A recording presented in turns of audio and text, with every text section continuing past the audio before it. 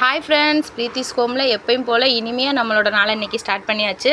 நான் வந்து பசங்க 2 பேத்துக்கும் இன்றைக்கி வெள்ளனாவே ஸ்கூல் அப்படின்றனால நான் வந்து காலையிலேயே சாப்பாடெலாம் ரெடி பண்ண ஆரம்பிச்சிட்டேன். ஹஸ்பண்டுக்கும் வேலை வந்து வெள்ளனா வச்சுட்டாங்க. அதனால நம்ம தாங்க பசங்களையும் கொண்டு போய் ஸ்கூலில் விட்டுட்டு வரணும். அவங்கள ஈவினிங் வந்து அவங்களாம் வந்துருவாங்க, இருந்தாலுமே போய் பக்கத்தில் இருந்து கூட்டிகிட்டு வரணும்.